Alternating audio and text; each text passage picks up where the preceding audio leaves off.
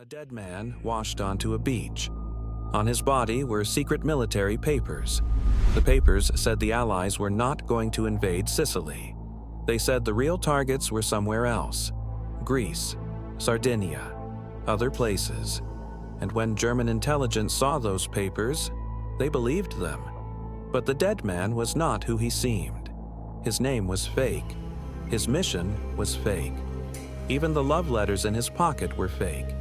He was not carrying a secret. He was carrying a lie. And that lie helped fool Hitler. This is the strange story of Operation Mincemeat. In 1943, the Allies were preparing to invade Sicily. Sicily was the obvious target. It sat in the Mediterranean, close to North Africa, and it opened the way into Europe. The problem was simple. Because Sicily was so obvious, the Germans expected it. So British intelligence needed to make the obvious look impossible. They needed Germany to believe the real attack would come somewhere else.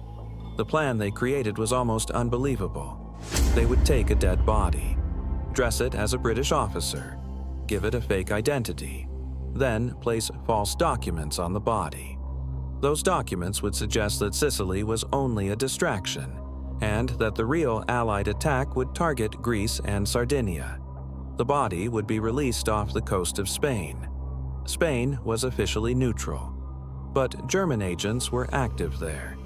If the Spanish found the body, there was a chance the documents would reach German intelligence. It was a dangerous gamble.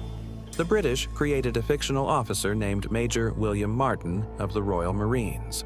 But a name was not enough. To make the lie believable, they built an entire life around him.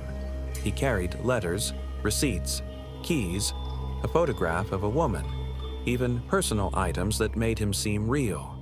The goal was not just to fool a clerk, it was to fool an intelligence system. Every detail had to feel ordinary, because ordinary details make a lie harder to question.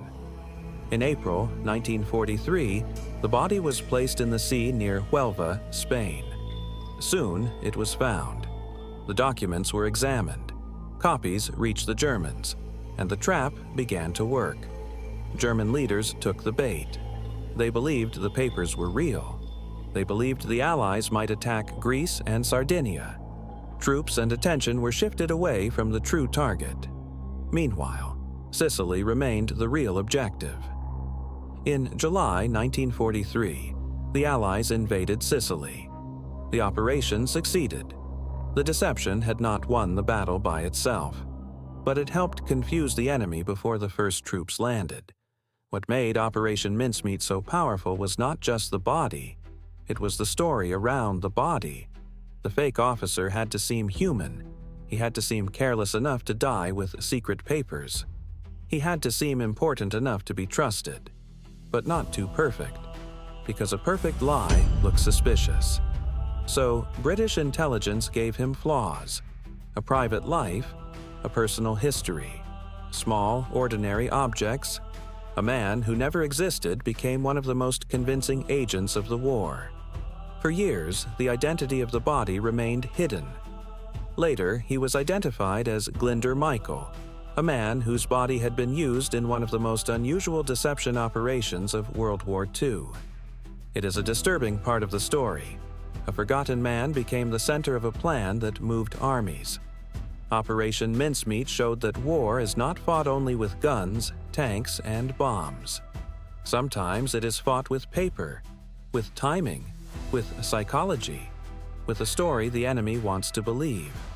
A dead man floated toward Spain. A briefcase carried false secrets. And across Europe, commanders made decisions based on a lie.